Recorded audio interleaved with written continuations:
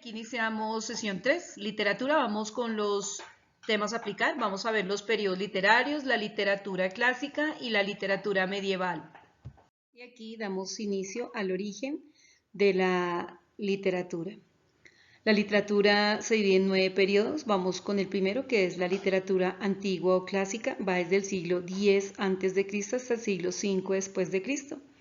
Aquí se desprende nuestra literatura de 3 civilizaciones antiguas: la de Israel, que está desde el siglo XII y el siglo X a.C., la de Grecia, que está desde el siglo XII a.C. hasta el año 146 a.C., Roma, y tenemos aquí que está desde el siglo VIII hasta el siglo IV a.C., y pues decimos que se cultiva temas como medicina, geología, geografía, literatura.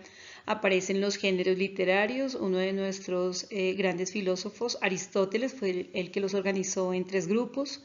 Viene la poesía épica, porque se exaltaban las historias de los héroes, que eran las epopeyas, la Ilíada y la Odisea, que hablaremos un poco más adelante de ellas. Sobresalió el teatro, el drama, la comedia, la tragedia, que son géneros que acabamos de ver. Y tenemos aquí escritores como Homero y Hesíodo. Hablaremos ahorita un poquito de la literatura de. En esta literatura hay algunas características específicas. En cuanto a características de la medieval, el héroe era el papel principal, tenía una excelente constitución física, él manejaba el sentido del deber y el honor, y los dioses participaban en el devenir humano. Los dioses también eran los que manejaban el destino de los hombres. Y en la lírica griega se manifiesta como tema principal los sentimientos, se utiliza el verso en forma de expresión y el uso del manejo de primera persona, maneja estados de ánimo como la tristeza y se vale de metáforas para expresar las realidades interiores. Continuamos aquí con la literatura medieval. Esta fue una de las más trascendentales, va desde el siglo V hasta el siglo XV. ¿Qué fue lo que más se destacó aquí? Los escritos eran anónimos, la iglesia tenía el poder, entonces los escritores no tenían la libertad de poder plasmar sus ideas.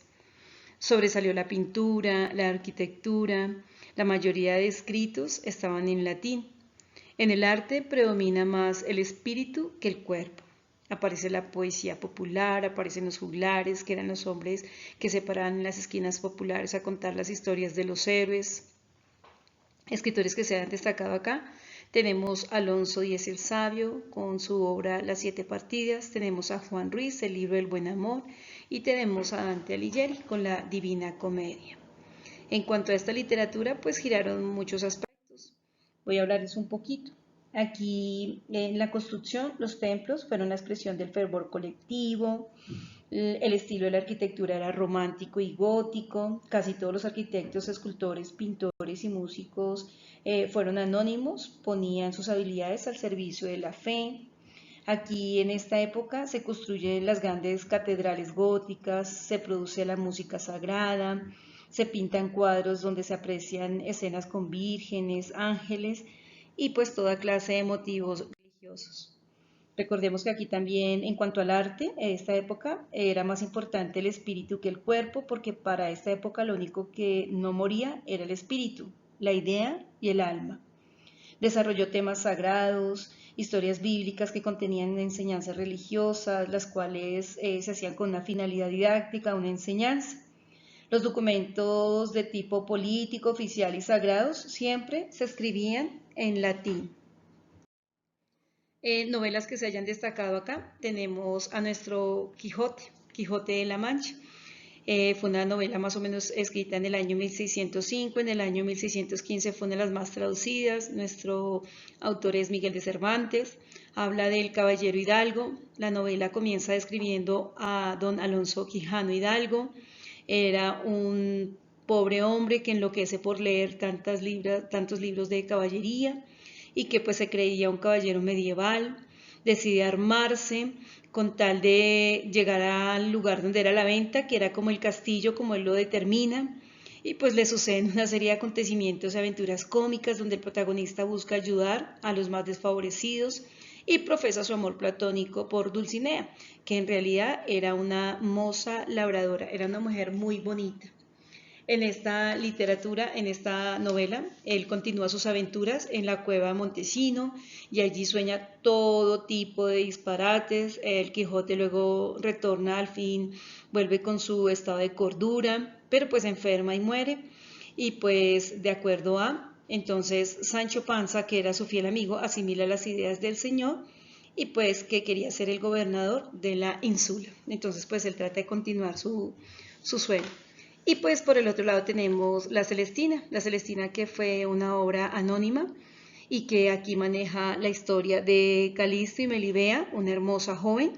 Calisto iba un día en persecución de uno de sus halcones de caza y sin querer los entró al jardín de Melibea y entonces él se enamora perdidamente de ella, es un flechazo así impactante, un amor loco a primera vista, pero pues ella no despertó tanto interés, Melibea lo rechaza, por esto pues Calisto vuelve a su casa con una gran frustración y le cuenta eso a su criado, a Semprocio, y él al verlo así pues le recomienda que vaya a buscar a la hechicera Celestina, que ella lo puede ayudar para que pueda enamorar a su amada.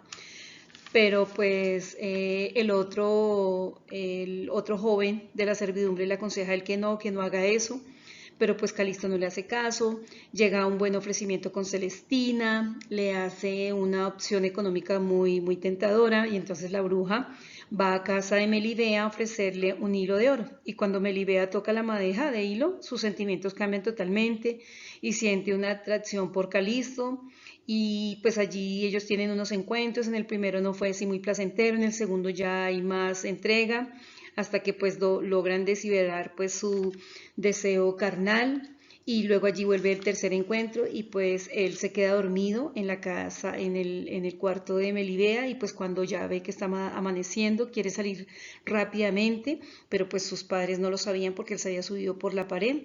Entonces, pues allí se resbala y cae y muere. Y Melibea, pues al ver esto, le confiesa a sus padres todo lo que ha sucedido y pues ella se lanza desde lo alto de su casa y termina con su vida. Por tanto, pues sus padres quedan muy desconsolados porque pues no esperaban esta reacción de ella.